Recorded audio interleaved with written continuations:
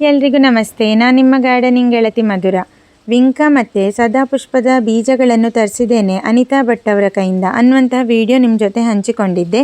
ಆ ಬೀಜಗಳನ್ನು ಎಲ್ಲವನ್ನು ಕೂಡ ಯಾವ ರೀತಿಯಾಗಿ ಮಣ್ಣಿನ ಮಿಶ್ರಣ ಮಾಡಿಕೊಂಡು ಹಾಕ್ಕೊಂಡ್ರೆ ಎಲ್ಲ ಬೀಜಗಳಲ್ಲಿ ಕೂಡ ಮೊಳಕೆಯೊಡೆದು ನಮಗೆ ಗಿಡ ಕೊಡ್ತದೆ ಅನ್ನೋದನ್ನು ನೋಡುವ. ಇಲ್ಲಿ ನಾನು 50%ನಷ್ಟು ಕೋಕೋಪೀಟ್ ತಗೊಂಡಿದ್ದೇನೆ, ಹಾಗೆ 50%ನಷ್ಟು ಸುಡುಮಣ್ಣು. ಈ ಎರಡು ಮಿಶ್ರಣವನ್ನು ಚೆನ್ನಾಗಿ ಮಿಶ್ರ ಮಾಡಿಕೊಳ್ಬೇಕು. ಗೊಬ್ಬರ ಹಾಕಲೇಬೇಕು ಅನ್ನುವಂಥ ಅಗತ್ಯ ಯಾವುದು ಕೂಡ ಇಲ್ಲ.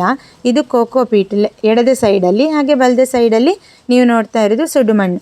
ಆದಷ್ಟು ಕಲ್ಲು ದೊಡ್ಡದು ಇಲ್ಲದೇ ಇದ್ದರೆ ಒಳ್ಳೆಯದು. ಬೀಜಗಳಿಂದ ಬರುವಂಥ ಸಣ್ಣ ಸಣ್ಣ ಗಿಡಗಳಿಗೆ ಗೊಬ್ಬರ ಹೆಚ್ಚಾದರೆ ಕೂಡ ಅದು ಬೇಗನೆ ಸತ್ತೋಗ್ಬೋದು. ಆದ ಕಾರಣ ನಾನು ಈಗ ಗೊಬ್ಬರವನ್ನು ಮಿಶ್ರ ಮಾಡಿಕೊಳ್ತಾ ಇಲ್ಲ.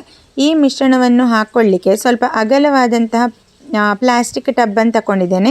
ಕೆಳಗಡೆ ಎಲ್ಲ ತೂತುಗಳಿದೆ, ಇದರಿಂದಾಗಿ ನೀರು ನಿಲ್ಲುವುದಿಲ್ಲ.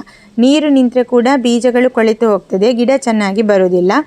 ಇದನ್ನು ಮಣ್ಣಿನ ಮಿಶ್ರಣ ತುಂಬಿಸಿಕೊಂಡು ನೆಕ್ಸ್ಟ್ ಬೀಜವನ್ನು ಹಾಕ್ಕೊಳ್ಳೋದು. ಈ ದೊಡ್ಡ ಟಬ್ನಲ್ಲಿ ನಾನು ವಿಂಕ ಬೀಜ ಹಾಕ್ತೇನೆ, ಹಾಗೆ ಈ ಸಣ್ಣ ಸಣ್ಣ ಪಾಟ್ನಲ್ಲಿ ತುಂಬಿಸ್ಕೊಂಡಿದ್ದೇನೆ ನಾನು ಮಣ್ಣು. ಅದನ್ನು ಒದ್ದೆ ಮಾಡಿಕೊಂಡು ಇದಕ್ಕೆ ನಾನು ಶಂಖಪುಷ್ಪದ ಬೀಜಗಳನ್ನು ಹಾಕ್ಕೊಳ್ಳೋದು.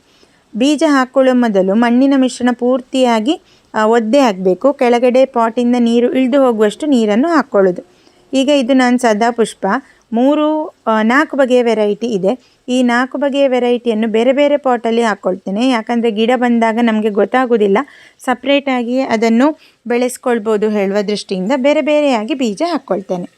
ಬೀಜಗಳನ್ನು ತುಂಬ ಆಳಕ್ಕೂ ಹಾಕ್ಕೊಳ್ಬಾರ್ದು, ಹಾಗೆಯೇ ಮಣ್ಣಿನ ಮಿಶ್ರಣದ ಮೇಲ್ಗಡೆ ಕೂಡ ಕಾಣಬಾರ್ದು. ಅಷ್ಟೇ ಆಳದಲ್ಲಿ ಹಾಕ್ಕೊಂಡು ಮತ್ತೆ ಪುನಃ ಮೇಲ್ಗಡೆಯಿಂದ ನೀರನ್ನು ಪ್ರತಿನಿತ್ಯ ಸ್ಪ್ರೇ ಮಾಡ್ತಾ ಇರಬೇಕು. ಈ ಅಗಲ ಟಬ್ನಲ್ಲಿ ವಿಂಕ ಅಥವಾ ಸದಾಪುಷ್ಪದ ಬೀಜಗಳನ್ನು ಹಾಕ್ಕೊಳ್ತೇನೆ. ಎಲ್ಲ ವೆರೈಟಿಯನ್ನು ಒಟ್ಟಿಗೆ ಹಾಕ್ಕೊಳ್ಳೋದು. ಆದಷ್ಟು ದೂರ ಬೀಳುವಾಗೆ ನೋಡಿಕೊಂಡು ಮೇಲಿಂದ ತೆಳುವಾದ ಮಣ್ಣಿನ ಮಿಶ್ರಣವನ್ನು ಹಾಕಿಕೊಂಡು ನೀರು ಸ್ಪ್ರೇ ಮಾಡಿಕೊಳ್ಬೇಕು. ಹಾಗೆ ತೀರ ಬಿಸಿಲಿನಲ್ಲಿ ಇಡದಿದ್ದರೆ ಆಯಿತು. ಇದರ ರಿಸಲ್ಟನ್ನು ನೆಕ್ಸ್ಟ್ ವಿಡಿಯೋದಲ್ಲಿ ನೋಡ್ಬೋದು.